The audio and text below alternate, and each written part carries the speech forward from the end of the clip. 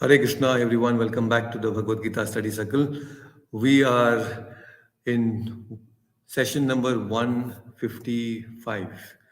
So, a long way we have come, and we are discussing chapter number 15, Purushottama Yoga, a very special chapter, a very philosophical chapter also, because here, a very beautiful tree is mentioned, that is the Samsara Vriksha. We have discussed elaborately about this particular tree.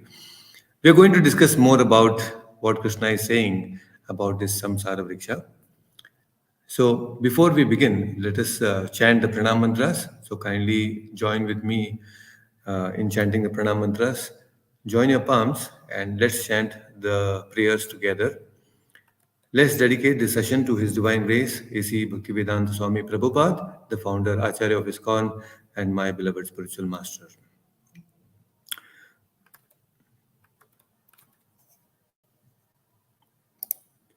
Yeah. Namo Om Vishnupadaya Krishna Preshtaya Bhutale Srimate Bhaktivedanta Swamin Iti Namine Namaste Saraswate Deve Gauravani Pracharine Nirvishesha Shunyavadi Pashyat Deshatarine Jaya Shri Krishna Chaitanya Prabhu Nityananda Shri Advaita Gadadhara Srivasadi Gaura Bhakta Vrinda Hare Krishna Krishna Krishna Hare Hare Hare Rama Rama Rama Hare Hare Om Ajnanatimirandasya Jnananjana Shalakaya Chakshurunmilitam Mena Tasmai Shri Guruve Namaha. Hare Krishna. So, welcome once again, all of you, for the Bhagavad Gita study cycle. Hare Krishna, Vinodji, thank you so much for joining. Hare Krishna. So, Hare Krishna. So, we had discussed until verse number 5 in the previous session. Today, we'll try to cover until 15.9. Very interestingly, Krishna said here about how nirmana moha jitasanga dosha adhyatma nitya vinivritta kamaha dvandvair vimuktaha sukha dukkha samgner gacchantya moodaha padam avyayam tat. Very, very, very important and very special verse this is, right? So here, yeah, we have Kaushik joining. We also have Lakshmi Mataji joining on YouTube. Thank you so much for joining. Nirmana. So, mana means what? Ego. Nirmana means being egoless. Moha means delusion. So, nirmoha means one who is free from delusion. And we understood that what are the characteristics of a egoistic person, right? All these things we have understood. How a person is so enamored by that false ego, and because of that, he takes interest in this samsara vriksha. He takes enjoyment, he seeks enjoyment in this samsara. And because he is so much interested in the samsara vriksha grows bigger and bigger and bigger. It continues. That's why it is compared to a ashwatha tree. Ashwatha, we understood the meaning that which is continuously going on. Ashwatha means that which continuously grows. So, because we are trapped in this samsara vriksha, which is continuous, so what is happening is we who are actually supposed to seek happiness inward, And because our mind is disturbed and because of the false ego, false identities, we are unable to seek that happiness inwards. So then what happens? Because we are not able to find that happiness within ourselves, we start seeking happiness outside. And that's why we are looking for, home, we are looking for relationships, we are looking for bigger and bigger things so that we can become happy. So, this is how the world is operating right now. Most of the people in the world are operating in this way, that because they're unable to seek happiness inwards, they are seeking happiness outside through materialistic means. And ultimately, that is all ending up in frustration only, because anything that is external, that happiness that comes through external means, is going to be temporary. It has a beginning, it has an end. But we are looking for what? We are looking for happiness that is continuous, that cannot come to a full stop. That kind of a happiness is what we are looking for. Why? Because we are Sat Chit Ananda. We are eternal and we are looking for eternal happiness, but in a wrong direction. This is the problem. Today's world is the major problem. Why people are not happy is because of this egoistic nature. Egoistic nature means to consider oneself to be something which he is not. That is why it is called false ego.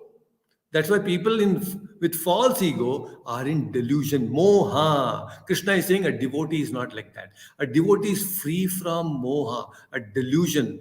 He is nirmoha.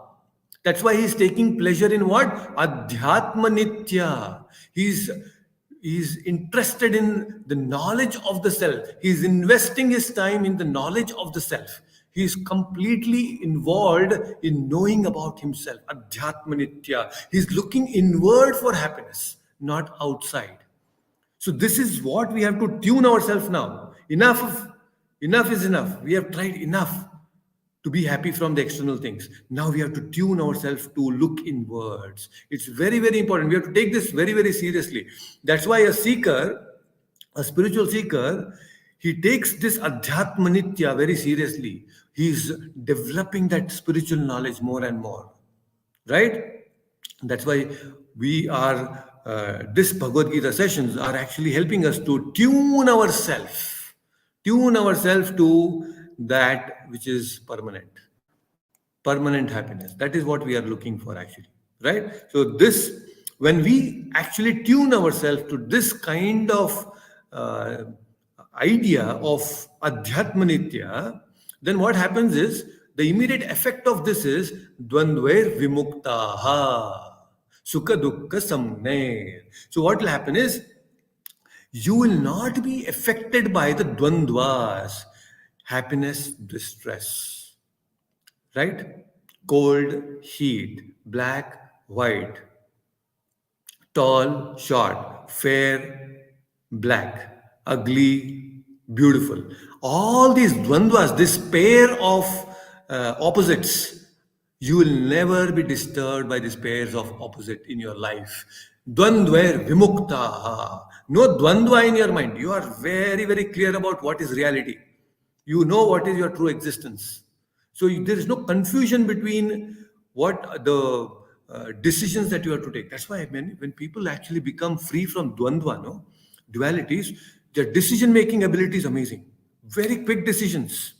It's not like today's modern, judiciary. They take years and decades to give one decision.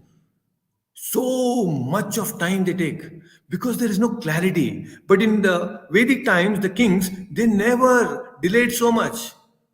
There are ministers, expert ministers. The king is there, a decision maker. He takes advices. He sees the situation immediately. Through the medium of Shastra, the decisions were given. But today's modern judiciary, the problem is they don't refer to the Shastras. That's why there is so much of Dvandva, Vada, Vivada, and continuously back and forth arguments are happening. Even the judges sometimes get confused. What is right and what is wrong? That's why Shastra is very important. Seeing the situations in the spirit of Shastra will give us a lot of clarity. Even in our own life, also, when we want to take certain decision, when we have the backup of this knowledge, then automatically your decisions will be crystal clear. What is right, what is wrong.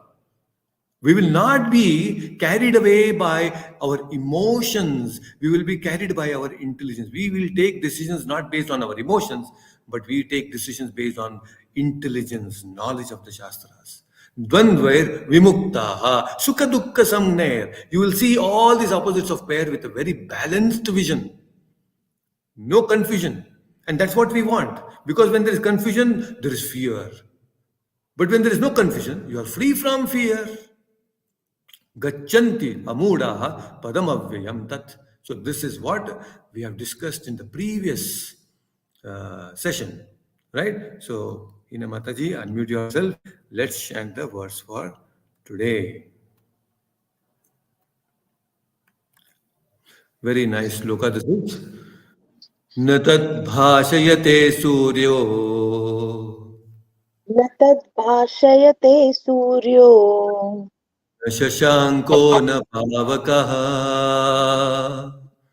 न शशाङ्को न पावकः यद्गत्वा न निवर्तन्ते यद्गत्वा न निवर्तन्ते धामा परमं मम तद्धामा परमं मम. Listen to that once again. न तद्भाषयते सूर्यो न तद्भासयते सूर्यो शशाङ्को न पावकः न शशाङ्को न पावकः गत्वा न निवर्तन्ते यद्गत्वा न निवर्तन्ते धामा परमं मम तद्धामा परमं मम. Wonderful. Please read the translation. Very nice sloka it is. That supreme abode of mine is not illumined by the sun or moon, nor by fire or electricity. Those who reach it never return to this material world. Hare Krishna. So this is a direct explanation to what we are actually seeking. See, we are all looking for happiness, right? So, the best way to be happy is to be in the world which is full of happiness and there is no distress at all, no unhappiness.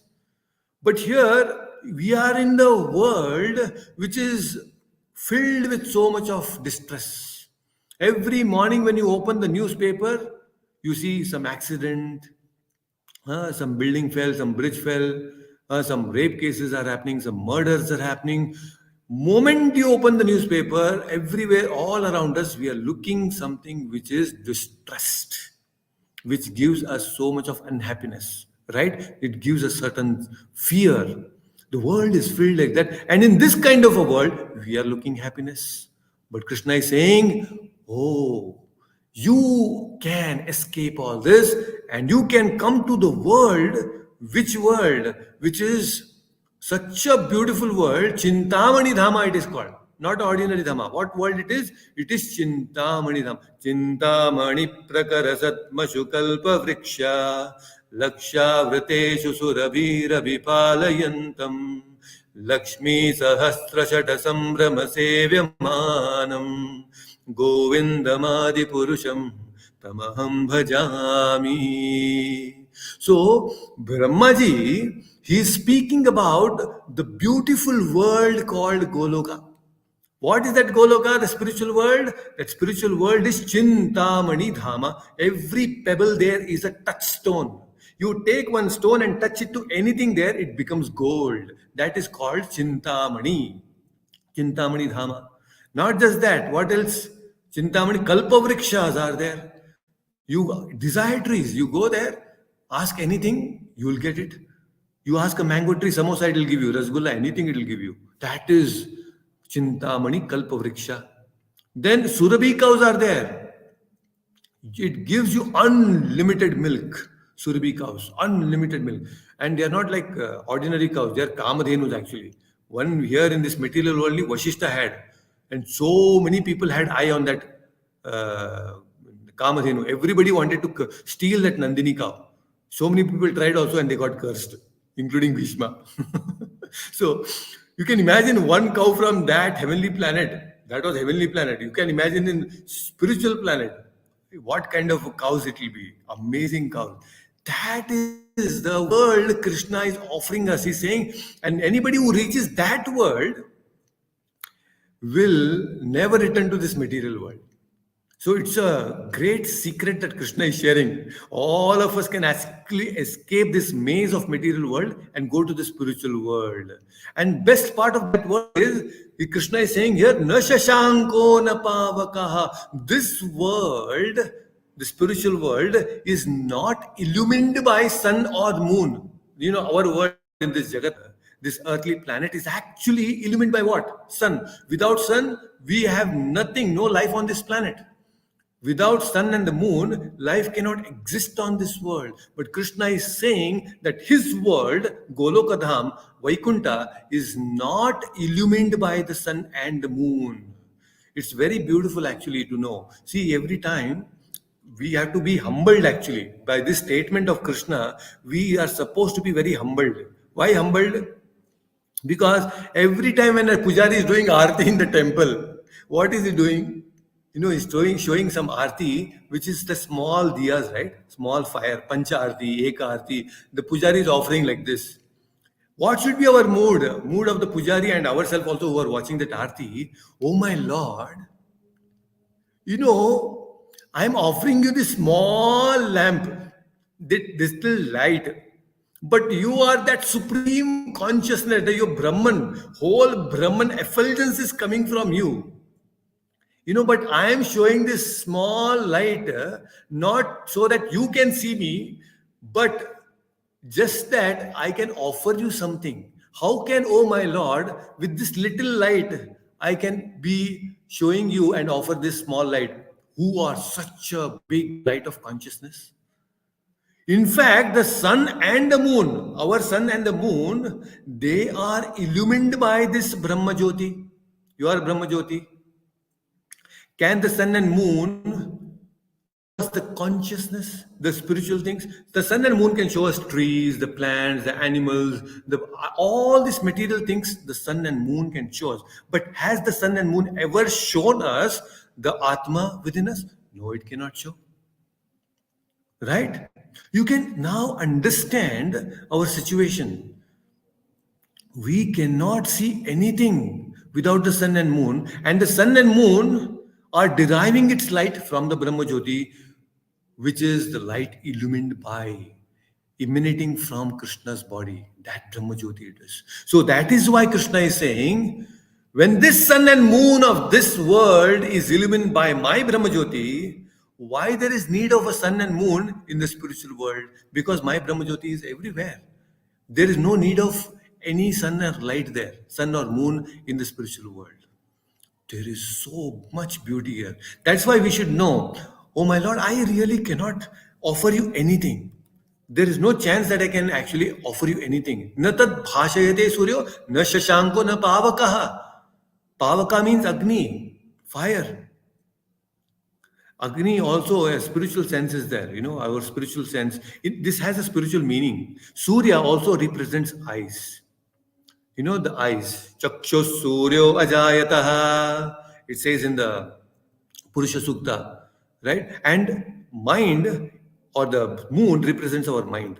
That's why whenever there is a full moon or Amavasya, you know, there is a chance that our mind gets disturbed, right? That's why people, moon is called lunar. And a person who is affected by that lunar is called a lunatic. You know, that's why sometimes there are lunatic asylums, people are there. Why is called lunatic? Because he's having uncontrolled mind. Lunatic comes from lunar, which is actually connected to the moon, and moon is connected to our mind. Okay, so Surya it represents our eyes. Shashanka, mind is connected to our mind. I mean the moon. Agni, Pavakaha. Oh my Lord, speech. Our Agni, if there is no Agni, we cannot speak. So, how can I describe you, my Lord? You are so unlimited. I cannot see you with this material eyes. I cannot see you through this material light that is there. I cannot actually understand you through this uncontrolled mind, nor can I describe you with the mouth, with the ability of speech that you have given me. It's you're so unlimited, right? So that's why Krishna is saying, in one sense, you or we all cannot actually describe the Lord. Now Krishna is saying, one who goes there, where goes where to the spiritual world, does not return back. This is the wonderful promise that Krishna is giving all of us. Please understand. Who can actually promise us like this? You come to me, I will give you shelter and all happiness all throughout your life. Nobody, neither our husband, wife, children, any relative can actually promise us the best of the best friend, our besties, cannot offer us such kind of happiness that Krishna is offering us. That's why we have to catch hold of Krishna. We have to catch hold of this instruction. Krishna is directly saying here now, what more do we want? He is directly talking about that world where we all belong. Please come to that world. You don't need the sun, moon, anything here. You come to that world and all your desires will be fulfilled automatically. Why it will be fulfilled? Because there is Chintamani, there is Kalpavriksha, there is Surbi, and moreover, you have Krishna with you. What more do you want? In the spiritual world, when you have Krishna himself, who himself is a desire tree, he can give us anything that we want. In the spiritual world, once you go there, you want a big bungalow, Krishna says, take it. Right? Not just ordinary. Big bungalow, which is studded with gold and jewels, everything that you want, it is there. Eh, although we don't desire for we desire in the spiritual world such things, Krishna is ready to offer you because you are completely surrendered to that Krishna. Just like a father or a mother, when a child is completely dependent on the parents, don't you think the parents, oh, come on, you take this toy, you take this, you take whatever you want. Because the father, the parents, they love that child and the child is so dependent, helplessly it is dependent only on Krishna on the parents for the happiness. So when we are that way, like a child, dependent on Krishna, who is our eternal father, Krishna will not provide, he will provide anything that you ask for. You don't have to ask also. Krishna knows what you want. He will automatically offer everything. See how Krishna is so merciful, is ready to give everything to us, but we are like ego. We have that ego that why Krishna should give? I will earn it myself. I don't want anything from Krishna. Let me earn myself. And that ego has made us come to this material world where we are suffering continuously. Ashwatha. Right? What a terrible situation we have put ourselves into. We have to really ask ourselves, what a great blunder we have committed to come to this world. Enough is enough now. Right? So we should now understand why we are supposed to go to that world. Krishna says that in the next verse, why we can actually go to that world. Krishna makes it very personal now. Very, very personal. Okay? So, Vinodji, unmute yourself. Let's chant the next verse. Mamayvamsho jivaloke ममैवांशो जीवलोके jiva bhutas sanatanaha जीवाभूत सनातना manashashtanindriyani मनाषष्ट इन्द्रियाणि prakrtistani karshati. प्रकृतिस्थानि कर्षति Once again, let's do this once again. Mamayvamsho jivaloke ममैवांशो जीवलोके जीवभूतः सनातनः जीवाभूत सनातनः मनःषष्ठानीन्द्रियाणि मनषष्ट इन्द्रियाणि प्रकृतिस्थानि कर्षति. प्रकृतिस्थानि कर्षति. Wonderful. Please read the translation. The living entities in this conditioned world are my eternal fragmental parts.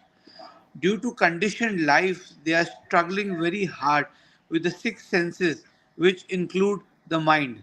Hare Krishna. Yes. Very nice. So, see how Krishna is saying here. He is making this very, very personal now. What is saying? This is the essence actually we should know. What is the essence? Krishna is saying, Mamai Vamsha Jiva Loke. Oh, dear soul, you are my Amsha.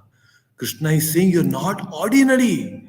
Never, never you think that you are an ordinary person. We are Amshas of the Lord. We are part and parcels of the Lord. Just like Krishna, the Supreme Lord, is Sat, Chit, and Ananda, we being his Amsha are also Sat, Chit, and Ananda.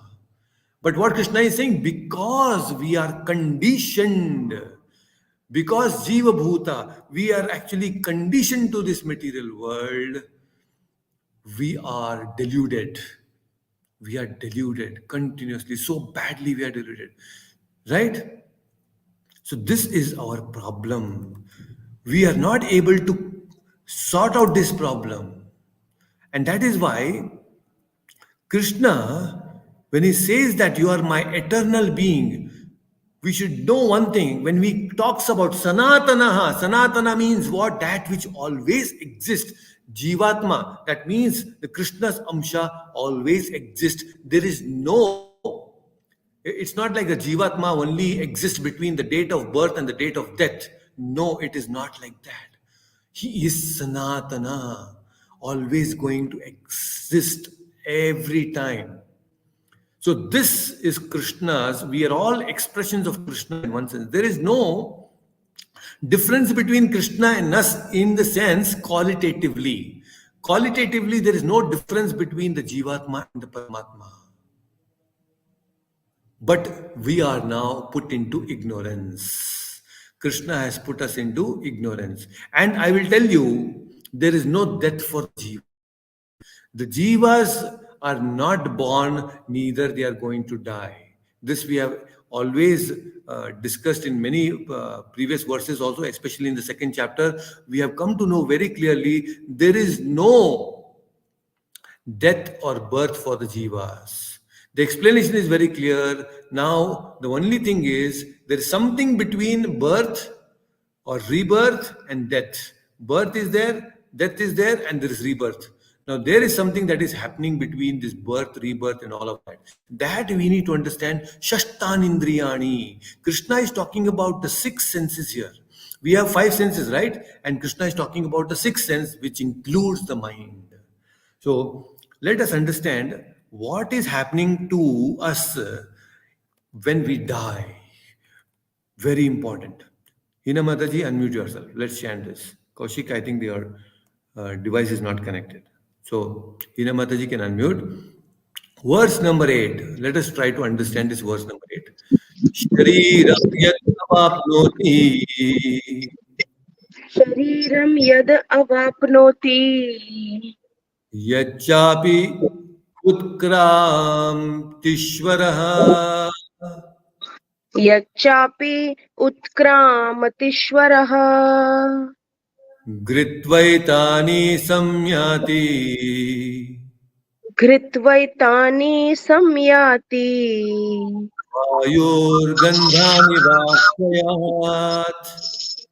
वायुर्गन्धानि वासयात् Once again, very important. Shariram yadavapnoti शरीरं यदवाप्नोति chapyutkramitishvaraha यच्चापि उत्क्रामतीश्वरः कृत्वैतानि संयाति धृत्वैतानि संयाति वायुर्गन्धानि वाशयात्.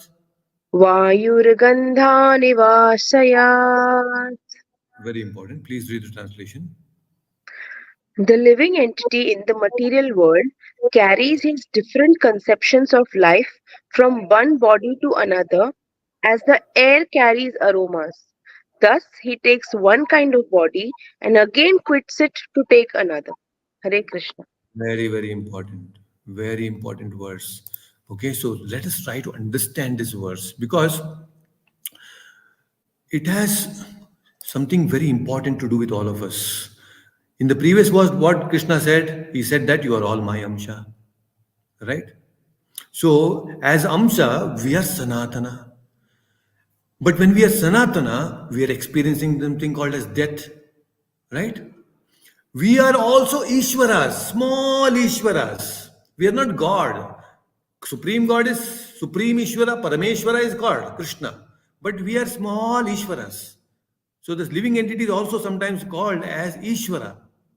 But what is happening? We have the Shashtanindriyani, which actually the soul, the consciousness is taken away from the body at the point of death. Right? So, what happens after that is the question. What happens between death and rebirth? There is something that happens that we should know. There is birth, death, and rebirth. So, in every, see, between birth and death, we know what is happening to us, right? Because we are living now. But what happens at the point of death is something that we should know. We should try to understand. Krishna is talking about avapnoti. He's talking about traveling. There is this consciousness, Jivatma, which travels. Now we travel from one place to another. So similarly, at the point of death, Krishna is saying that there is a traveler who travels from one body to another body. Right? This is what we are supposed to understand now. Very interesting this is. Many people, they think that death is all. It ends everything. But we should know it is not. Now, Krishna is very beautifully giving a metaphor here. What is the metaphor? He is saying that just like Vayor Gandan, that means there is a flower.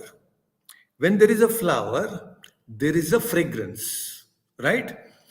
No, when the flower has fragrance, that fragrance is carried from the flower through Vayu, wind. So what is the wind doing? The wind takes that fragrance from the flower to some other place.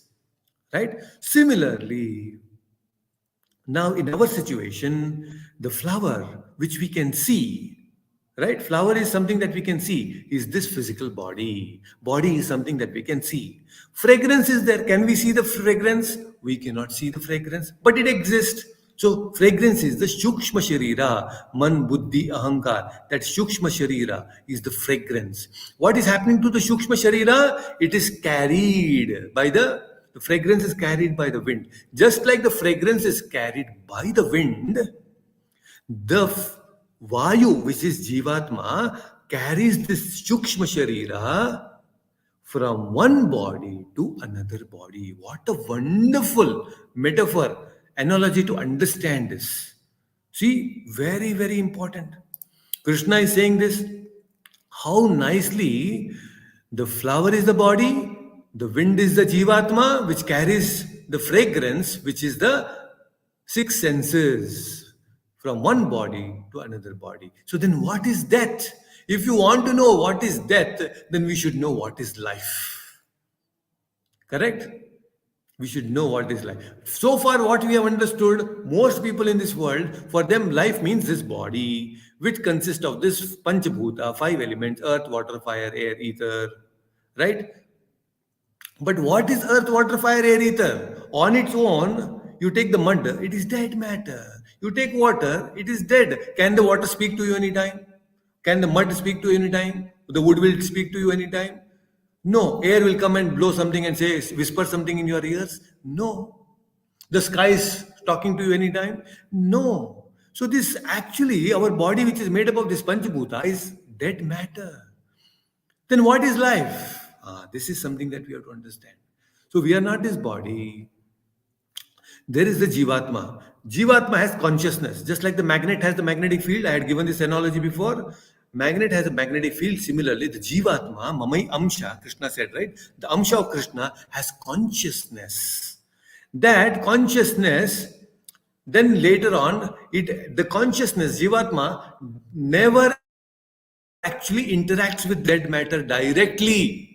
Just like the oil and water, they don't actually gel with each other, right?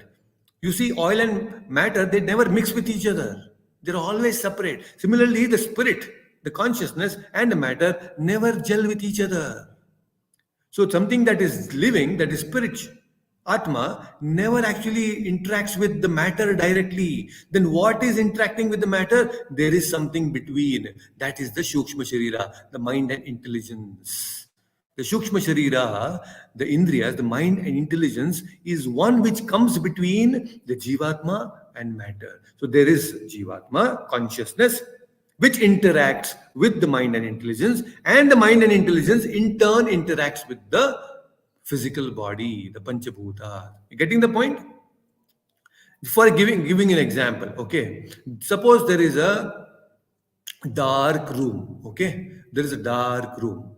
It is having no light, okay. But in that dark room, you want to bring in the sunshine. Then what you will do? You will keep one mirror, okay, and the mirror reflects the sunlight inside the dark room. Then what will happen? The dark room is now getting light. Why it is getting light? Because of the mirror. So what is the mirror doing? It is actually reflecting the light of the sun. So similarly, Atma is like the sun, the consciousness is like the sun. It's like the sun rays are spread everywhere, right? The consciousness is spread everywhere. So the Atma, which is like the sun, it interacts with the body in a way with the Shukshma Sharira. Mind and intelligence are instruments, like the mirror. Mind and intelligence, what are they doing? They're just reflecting the consciousness from the Atma inside a dark room called this body. So our body appears to be alive.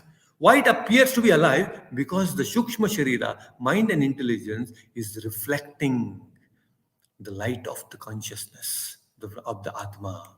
Getting the point? So, what is happening during death is this mirror, the Shukshma Sharira, is taken by the Atma.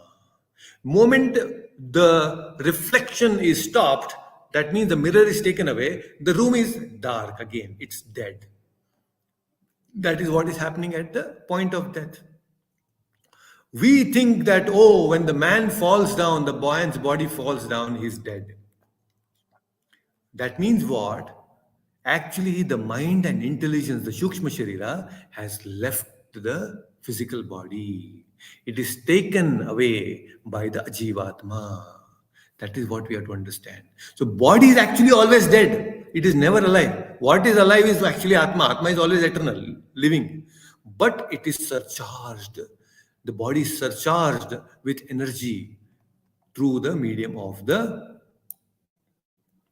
this through the medium of this mirror. This is the mind and the intelligence. This is very, very important. Now, because of the subtle body, we are able to feel that the body is alive. Without a subtle body, the body is always dead. Correct? For example, I'll give you one more thing. There is sun, okay? And there is water pot. Water pot filled with water. Right? So, when you see there is a reflection in the pot. Why there is reflection in the pot? Because there is water. You can see the reflection of the sun in the pot because there is water. But if you remove that water, you empty the water, then what happens? Will there be any reflection? There will be no reflection. So similarly, what is happening now? The body is like the pot. When there is mind and intelligence, the water is there, then this pot appears as if that, oh yes, there is some light inside that pot. But moment the water is gone, the mind and intelligence is gone, this pot becomes dead. This body becomes dead. Hope you got the point. Right? So please understand. Now what is happening is, your body is always dead, never alive. Now what is happening? Because the Atma has taken the Shukshma Sharira, the subtle body, then it gives the new body. What gives the new body? Our karma. So the Jivatma takes the subtle body along with it. How it takes? Just like the wind carries the fragrance from the flower, just like that, the Jivatma takes the Shukshma Sharira from this body to another body. Very easy to understand example will be, Now, see, sometimes when we are moving from one place to another place, one home to another home, right? When you're shifting to another house, new house, what you do? First thing is you pack all the items that are there in this house, right? When you pack all the items in this house, then through some transport agency, you send these items from the old place to the new place, new location, right? Then what happens? When this goes to the new location, then you unpack. When you unpack, then what happens? All the kitchen items will go to the kitchen area in that new house. All the bedroom items will, the cot and furniture, everything will go into that respective bedroom. All other things, whichever you have designed for, all those items will go into the respective place in the new location. Correct? Similarly, please understand, Krishna is saying this Shashtanindriyani will be carried from this body to another body. Prabhuji, how can you say this? You are talking about Shashtanindriya. I understand the mind is going, but Krishna is talking about Shashtanindriyani, six senses. But the person when he's dead, the body is there, his eyes, his ears, his nose, everything is right there only. His senses are there only. How you are saying that this is going to some other place? Please understand. When we talk about indriyas, it is not the physical organ, eyes, ears, nose. This physical organ made of flesh and bones, this physical organ is which is made up of flesh and tissues. It is actually called Goloka, not the Goloka Dham. Goloka means this flesh and bone senses. These organs are called Goloka. Indriya is not the size. The sense, the ability to see is called Indriya. The ability to hear is called Indriya. Right? Chakshu Indriya, Shotru Indriya, Vak Indriya, Gandha Indriya, Sparsh Indriya. So these five senses, when we talk about, they are not these physical organs which is made up of flesh and tissues.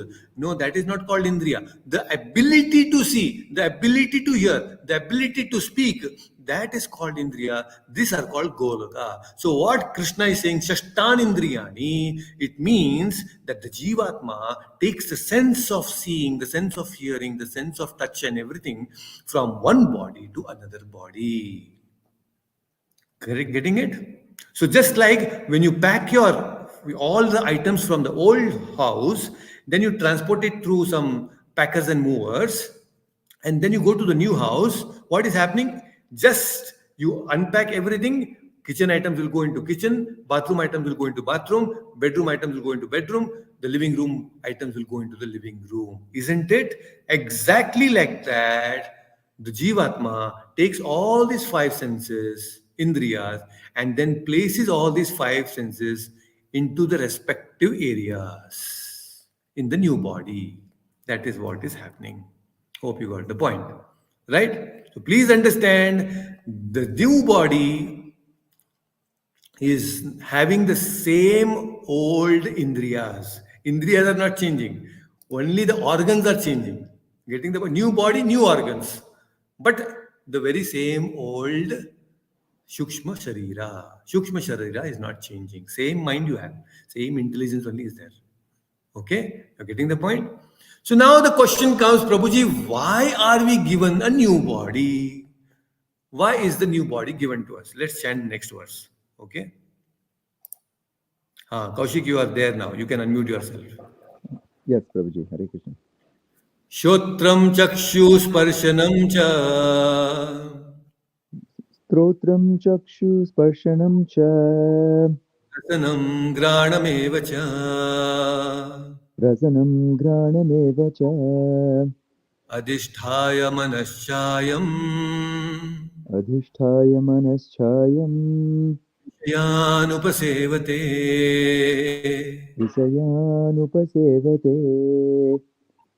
Shotram chakshu sparshanam cha Strotram chakshu sparshanam cha rasanam granameva cha रसनं घ्राणमेव च अधिष्ठाय मनश्चायम् अधिष्ठाय मनश्चायं विषयानुपसेवते. विषयानुपसेवते. Well, please read the translation. Yes. The living entity, thus taking another gross body, obtains a certain type of ear, eye, tongue, nose, and sense of touch, which are grouped about the mind. He thus enjoys a particular set of sense objects. Exactly. So, very interestingly, you see, now Lakshmi Mataji is also saying that how now vasanas and samskaras continue. I used to talk about so much about this point, but got absolute clarity. Okay, wonderful. So, what is happening here, we should understand that this gross body is dead and gone, but the senses are going from one place to another place, isn't it? Right? So let us try to understand. This is very, very important for all of us to know that all these nose, ears, eyes, all these are vasan. Through this, we develop certain vasanas. The vasanas are part of the mind. So when the vasanas are where, it is integrated with our mind. They are lying in our mind and intelligence. So when the Shukshma Sharira goes, mind goes from one body to another. But the Vasanas also are carried forward from one body to another body. Okay, so that's the point. So now, see, now question is, why are we given this new body? The question may come, right? Prabhuji, okay, I'm done. I enjoyed and I died. But why again I'm getting a new body? We are given a new body after the death of this body because we have certain unfulfilled desire. So to fulfill our desires, we are given a new body. Just like if we take the example of the story of the Shivanna that I had told you, he was what? He was an employee in a temple. Because he couldn't speak English, then he was told to go out. Then he started his tea stall. From tea stall, he started a restaurant. From restaurant, he opened a chain group of restaurant. Then he got into hospitals and education. Then somebody told him, "Why don't you get into politics?" He had a rift with the politician. He said, "I should start my own what political party," but unfortunately he met with an accident. I had ended it there, right? So now just imagine this person. What was this in his consciousness? He wanted to he had a desire to start his own political party, which is unfulfilled. So Krishna says, all right, you will get a new body. You will get a new body in a family of a politician where you will have a father who is a politician. So naturally, you will become a politician. You fulfill your desire to become a politician and start your own political party. Just see how all our desires are getting fulfilled with the new body. Now, this present body, what is this? It is nothing but the result of our desires in the past. Whatever we desired in the past, and with our karma, we have got this new body. So let us now end this repetition of birth, death, old age, disease, and death. Let us stop this. Okay. Another question is coming. Why again? This is one thing. One reason for getting new body is to fulfill our unfulfilled desires. Correct. Another reason why we are given new body is to exhaust our prarabdha karma. Very, very important. We all have prarabdha karma. We have discussed this. What is prarabdha karma? See, whenever we perform any karma, it goes and sits as a seed, right? The seed then fructifies. So this fructifying seed is called prarabdha. Those karmas which are about to fructify, which are about to give you the fruit, is called prarabdha karma. So the new body is given to you so that all the karma which is about to give you fruits, good, bad, ugly, sweet, bitter, sweets, all type of fruits which are there, which are about to become ripe, are to be exhausted. You have to enjoy them, right? You enjoy or suffer your fruits of action of the past.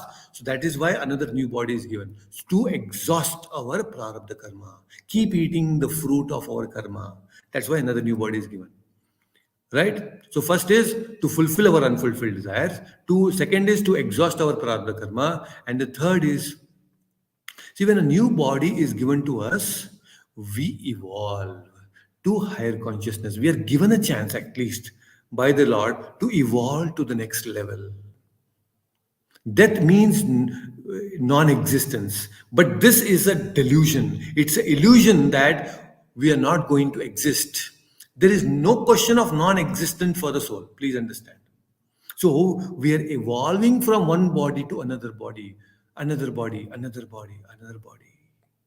This is how we are continuing our journey, right?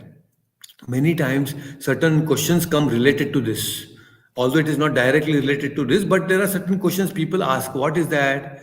Prabhuji, now how long will it take for a soul to take the next body or the next birth? Actually, it is not definite.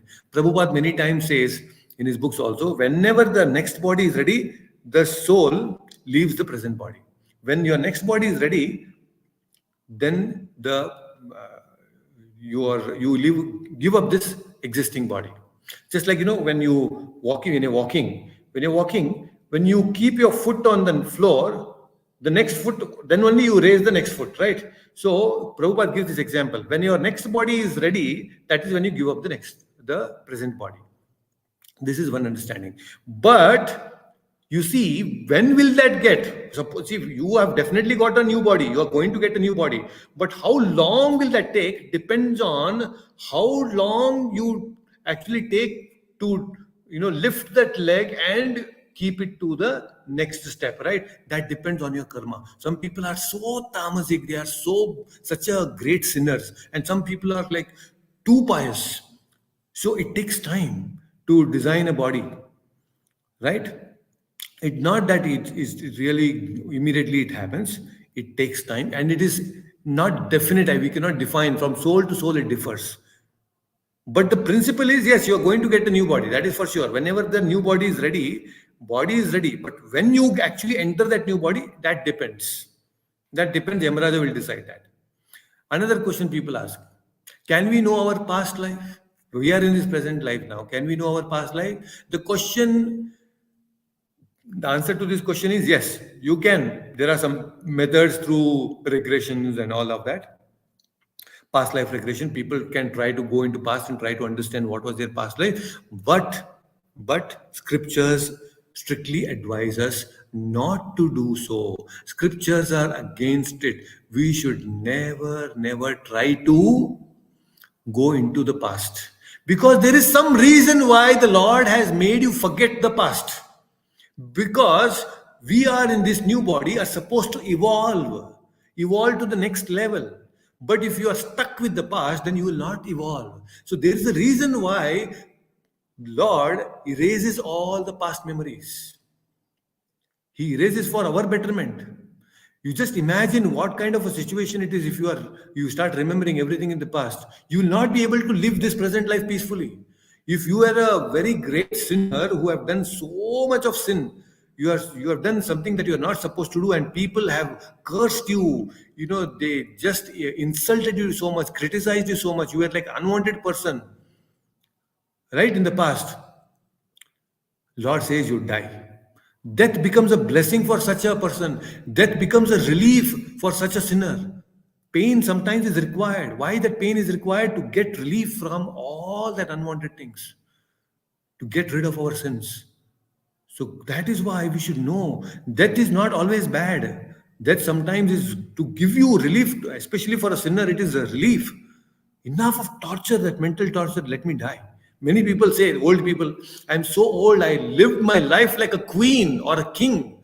And now you see, all these relatives, they have put me into some old age home, or they have put me into one corner of the home. When will I die? They're waiting to die. They're asking for death. Why? Because that mental torture they are unable to bear. So that they feel that death is going to give them relief from all this pain. Right? Such kind of things are there. So we should never try to get into the past. Never we should try to see what is past. It's very difficult. We should just evolve from where we are. That's why Lord has given us this blessing. Don't remember, Baba, just keep forward. Keep moving forward. Very important. Some people ask another question: Prabhuji, can we contact the dead? Because they're interested in contacting the dead people, our ancestors. The question is, that is also possible. There are some methods, tantric methods are there. You can contact the spirits, the pretas. But what is the problem is, see, they're all trying to evolve. They want to move from one place to another place. They want to evolve and go higher. And you are trying to call them back. That is not good. They have a journey of their own which continues. So we should let them go. Why should we become an impediment in their journey? We should never try to contact the pretas. We should not do it. Again, the Shastras don't recommend all these things. Some people ask, Prabhuji, can the pretas means what? The Shukshma Sharira is there. There is no physical body. That is called preta. Can this preta affect our body? Can they disturb? Can they hurt us? Actually, no, because they are very weak. The pretas, the bhuta pretas, they are in one sense very weak.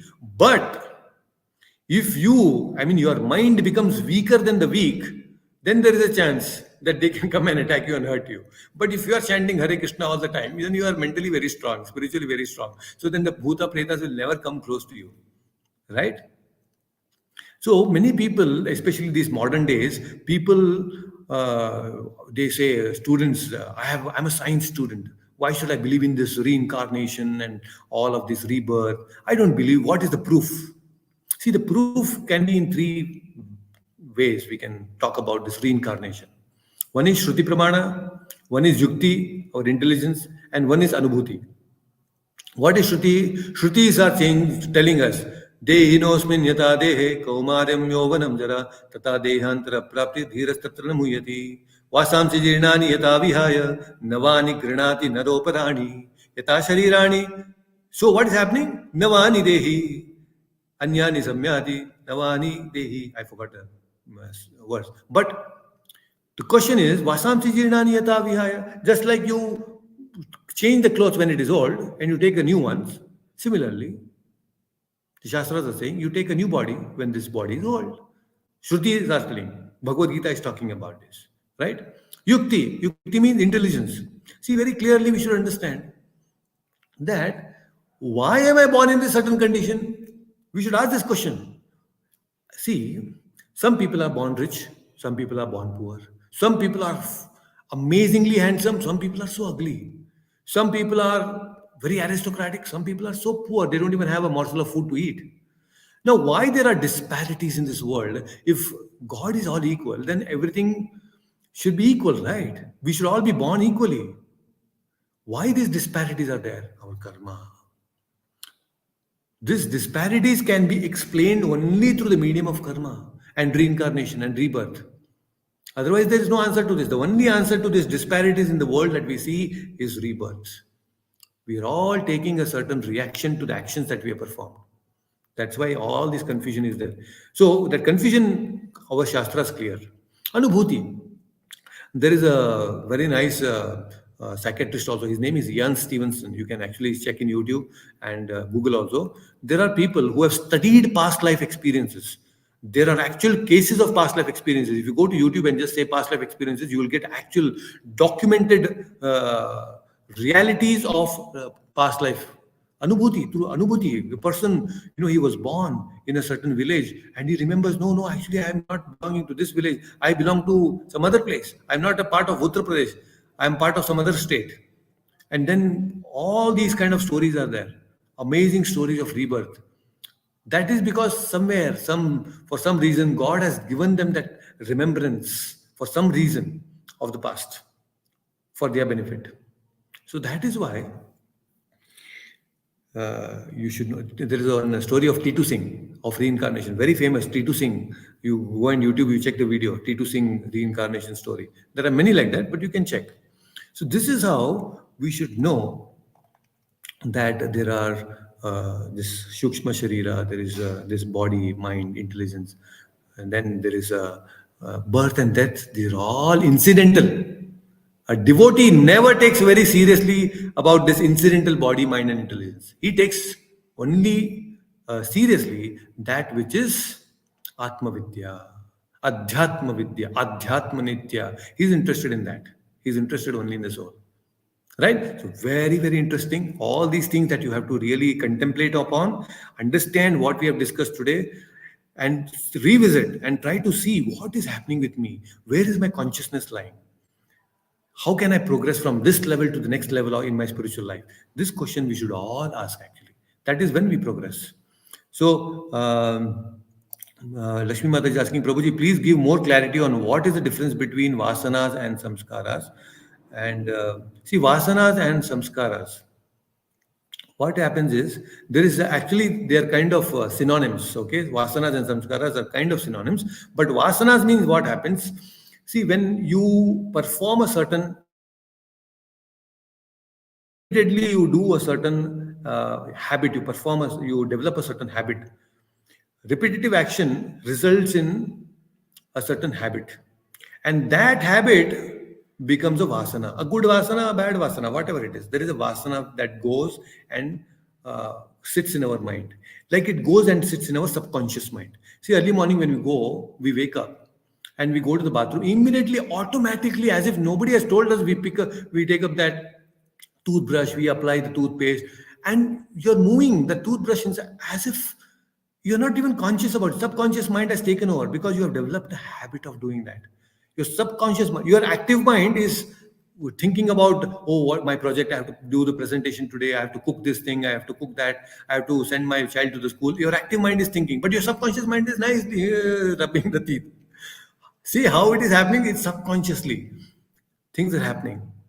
But when this vasanas are in some way are the initial phase, but the samskaras are a deeper level of vasanas. When the gradation, when the intensity of vasanas increase, that becomes samskara. That means your character.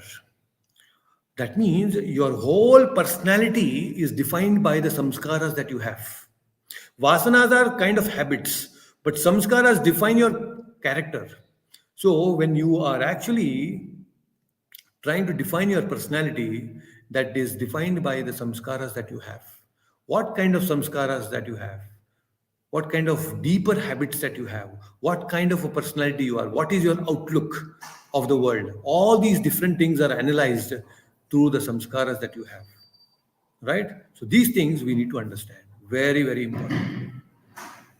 So I hope that answers your question. Then there is Many Life, Many Masters is a good book on a past life regression. Yes, there are many such books you can actually go through and you can understand about the past life regression. But it's very clear for us that there is a rebirth. Even scientifically, if you try to analyze, there is rebirth. Achyutanji, thank you so much for joining. You say beautiful explanation on the difference between vasanas and samskaras. Good. Any other question? Anybody has any question?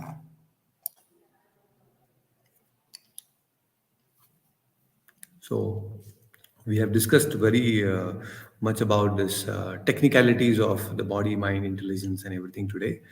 And anybody else who is there on YouTube, you can kindly uh, say Hare Krishna on the comment box. And any questions on StreamYard also, any questions you can feel free to ask. Yeah, Prabhuji, Yes, in Vishnu. that case, as you explained, there will be some karmas which will be pending, some new karmas which will be forming. So that way, this life and birth cycle will never end only because you want to complete something, you want to end something, Yes, so it will never yes. end. No, it's never is not the word, but it is actually as though it never ends.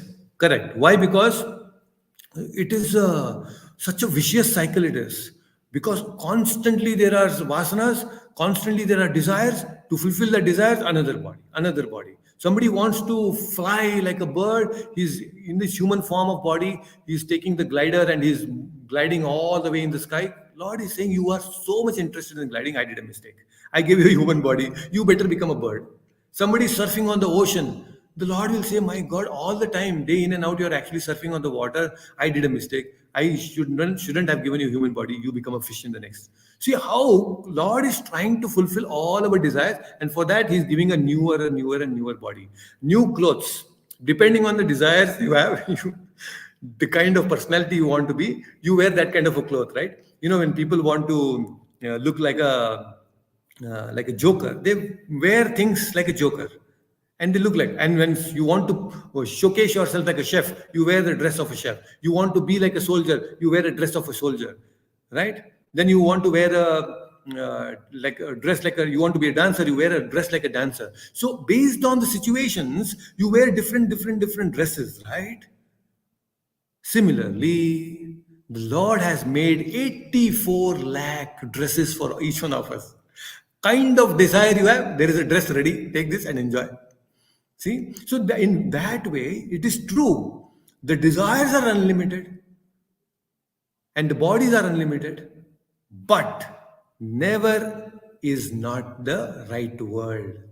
Because Krishna is saying in this very same chapter, what did he say? Asanga shastrena dridena chitva. We are not here to nourish this samsara vriksha. We are not here to nourish this, but we are here to asanga shastrena dridena chitva. We are here to chop off this tree with the sword of knowledge. Asanga, with the detachment from this material body, we can actually cut off all our desires, material desire. It is possible, very much possible. Getting the point? So this is how we need to involve ourselves. This is a deep study matter. It is not easy, by the way, Vinodji. It is very, very difficult to detach ourselves. You know, we have so many strings attached. We have the string attached to our wife, we have a string attached to our child, we have a string attached to our job, we have a string attached to our children, we have a string attached to our TV, we have a string attached to our specific, these days, this web series, we have strings attached to so many things. Everywhere we have strings attached to family members and relatives and friends and office members, unlimited strings attached, right? But when how a rope is made, when you have lot of strings bound together one by one, it becomes a rope, right? Right? Similarly, if you can actually take all these different strings connected to the wife and children, the office and TVs and fridge and the home, all these strings you put together nicely, it becomes a rope. And that rope, you take all of that, make it one and tie it to the lotus feet of Lord. You tie it to the lotus feet of the Lord. Then what is happening? You're taking all these different strings and connecting it to the Supreme Lord. You are offering it to the lotus feet of the Lord. That is how we should lead our life. Then it is easy to get detached from all the materialistic desires. So to do this, see, to take all the strings and make it into a rope, you need buddhi, intelligence.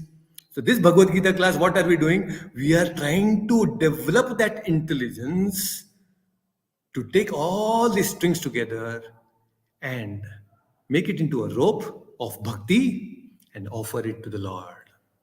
That is how we have to lead our life. Getting the point? So, Yes, Prabhu. MJ is saying, Hare Krishna, thank you so much for deeper level of clarity. If you could mention your name, that is very nice. Thank you so much for that comment. He's saying that you can mention your name if possible. So thank you very much for that comment. Okay, so you're getting this whole thing, how we have, this is a Ashwatha tree. That's why Krishna is saying very clear. Your point is very true. It is continuous. It will continue eternally, but it's not never. Never means it's never going to happen, but it can happen. You can cut off through detachment. Possible. That's why satsanga is required. Without satsanga, we will get into all these faulty desires and false identifications. Ego will develop, false ego will develop. We are supposed to cut off the false egos. Getting the point?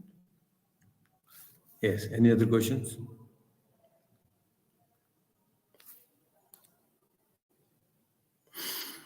Good. So please contemplate on all these things. Thank you everyone for joining today. We will again meet next Sunday and continue our discussion. Krishna is going to elaborate on few more very important things. Until then, please take care. All of you who have joined on YouTube and StreamYard, thank you for joining. We'll meet again next Sunday. Take care. Hare Krishna. Hare Hare Krishna. Krishna, Prabhu. Hare Krishna.